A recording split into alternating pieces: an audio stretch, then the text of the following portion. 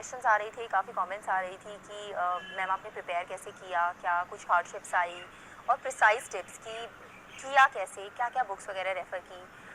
तो आज मैं अपनी डिटेल स्ट्रैटेजी आपके साथ शेयर करना चाहती हूँ। First of all to begin with थोड़ा सा रूटीन बताती हूँ कि मेरा दिन का रूटीन क्या रहता था। तो मेरा रूटीन रहता था कि मैं 10 से लेके 4 बजे तक सोना रहता था मेरा, और ये मैं I use to stick hardly to it, I mean hardly as an strictly to it. तो 10 बजे सोना, 4 बजे उठना। बीइंग अ मॉर्निंग पर्सन, सुबह मेरी पढ़ाई अच्छी होती थी। 4 बजे उठने के बाद रात को 10 बजे तक सोने तक आप डेली रूटीन एक्टिविटीज़ का थोड़ा टाइम निकाल दीजिए, खाना पीना और नहाना वहाना। उसके अलावा जो बचा हुआ टाइम जाता था वो सारा एक्चुअली रियली डेडिकेटेड वाली स्टडीज़ में ही जाता था। कई बार ऐसा होता था कि व्हाट्सएप वगैरह के कारण या इसके कारण डिस्ट्रैक्शन होता था, तो मैंने अपना व्हाट्सएप डिसेबल कर दिया था। जितने भी ग्रुप्स में मैं मेंबर थी, मैंने ग्रुप्स को एग्जिट मार दिया था। So basically I had taken a back seat from social media completely. साथ में मैं अपने फ्रेंड्स और फैमिली वगैरह की बात करती हूँ। देखिए, मैं एक 4 साल के बेटे की माँ हूँ। जब मैंने अपनी पढ़ाई की शुरुआत की तो एक इमोशनल आउटबर्स्ट भी आता था, क्योंकि मैं अपने बेटे से अलग रह के पढ़ाई कर रही थी। तो शुरुआत में मैं क्या करती थी कि मैं उससे वीडियो चैट वगैरह करती थी, बट आई फाउंड कि उससे मैं और ज़्यादा डिस्टर्ब रहती थी, बिकॉज ज़्यादा इन्वॉल्व होने से वही थॉट्स माइंड में रहते थे। तो मैंने फिर और थोड़ा सा हार्ड डिसीजन लिया। I completely stop interacting with my son, with my mother, father, everybody. मैं अपनी मासी के यहाँ रह के, गाँव में रह के तैयारी कर रही थी, और मैं लिटरली किसी से बात नहीं करती थी। और functions, any celebration, phone calls, almost सबसे मैंने नाता तोड़ दिया था। तो मेरा आप 10 से 12 घंटे लगा सकते हैं कि हाँ, 10 से 12 घंटे डेडिकेटेड स्टडी के निकल जाते थे। उसके बाद मैं बात करती हूँ अभी छोटी छोटी चीज़ों की और बुक लिस्ट वगैरह की।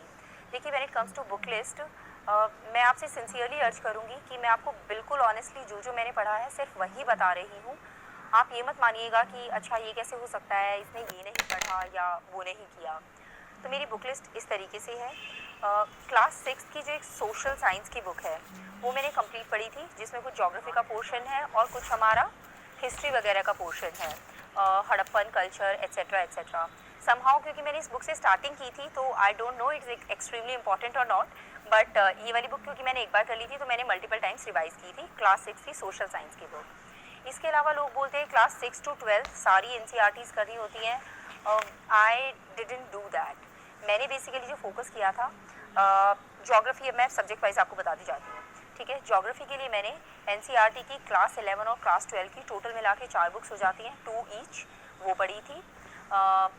हिस्ट्री के लिए मैंने इंडियन मॉडर्न हिस्ट्री के लिए जो अपनी छोटी वाली स्पेक्ट्रम आती है, डार्क ग्रीन कलर की छुटकू सी किताब है, वो पढ़ी थी मैंने। जो अपना एंशियंट वगैरह का पार्ट रहता है, एंशियंट एंड मेडिवल हिस्ट्री, उसके लिए तमिलनाडु बोर्ड की जो क्लास 11 की बुक है, I don't know whether you will get it hard copy और नॉट, बट वो मैंने पीडीएफ डाउनलोड कर लिया था। उसी में हाईलाइट करती रहती थी, कमेंट्स वगैरह ऐड करती रहती थी, और उससे मैंने एंशियंट और मेडिवल कवर किया था। I found this book very useful. इस बुक में एक्चुअली आई फाउंड कि ऑलमोस्ट हर सेंटेंस से आपका एक ना एक एमसीक्यू बन जाता है, स्पेशली रिगार्डिंग वो कितने कितने जो हमारे ऑफिसर्स के नेम होते थे मेडिवल टाइम्स में, अपना मनसबदारी सिस्टम, विषयपति, और जो भी अपने नाम वाम होते थे, मनसबदारी सिस्टम, ये वो, और लिटरेचर के सारे, कौन सी किताब किसने लिख रखी है, अकबर के ज़माने में कौन सी किताब लिखी गई, ये सब हर एक सेंटेंस से एमसीक्यू बन सकता है। भक्ति मूवमेंट और अपने जो कर्नाटक वॉर्स, मैसूर वॉर्स, ये सब मैंने इस किताब से किया था। आर्ट एंड कल्चर के लिए मैंने नितिन सिंघानिया की किताब रेफ़र की थी। ये थोड़ी मोटी किताब है और बहुत ज़्यादा इन्फॉर्मेशन है इसमें, हर एक सेंटेंस में बहुत सारी चीज़ें दे रखी हैं। तो मैंने दिल लगा के तसल्ली से इस किताब को किया था। बट मेरी आपको ये एडवाइस रहेगी कि आप बहुत ज़्यादा इस पर रिलाय मत कीजिए, नॉट इन टर्म्स ऑफ कि इस बुक के कंटेंट पे, बट आर्ट एंड कल्चर इतना एक्सट्रीमली वाइड टॉपिक है। आई फाउंड कि जितना मैंने उसमें मेहनत लगाया था उतना उसका आउटपुट नहीं आया। So output input ratio when we see, वो इसका थोड़ा सा कम था। सो माय रिकमेंडेशन इज़ कि सम पीपल से एनसीईआरटी की जो आर्ट वाली बुक है, आई थिंक क्लास 11 की है, दैट इज़ क्वाइट गुड, तो perhaps you can go for that. Polity की बात करें तो ऑफकोर्स लक्ष्मीकांत। कुछ लोग लक्ष्मीकांत के साथ डीडी बसु रेफ़र करते हैं, मैंने नहीं की थी। मैंने लक्ष्मीकांत का एक एक वर्ड किया था, कोई और बुक नहीं की थी। इसके अलावा जो हमारी इंडियन कॉन्स्टिट्यूशन एट वर्क एक छोटी सी किताब है एनसीईआरटी की, आई डोंट नो 11th की है या 12th की, उसमें से मैंने 2 चीज़ें की थी, एक एफपीटीपी सिस्टम और एक जो अपना होता है presidential system, semi presidential system, इनका कुछ कंपैरिजन।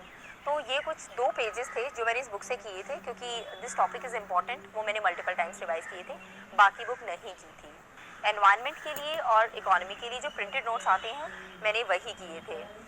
शंकर आई के printed notes for environment and similarly economy के लिए एक जो राउज या राम्स के थे, I am sorry I am forgetting, तो ये वाला मैंने किया था। आई थिंक बुक के इन टर्म्स ऑफ कंटेंट ये सफिशिएंट है। इसके अलावा बजट और इकोनॉमिक सर्वे, मल्टीपल रिविजन्स, उसकी हर एक स्टैटिस्टिक, हर एक स्कीम का नाम, बहुत तरह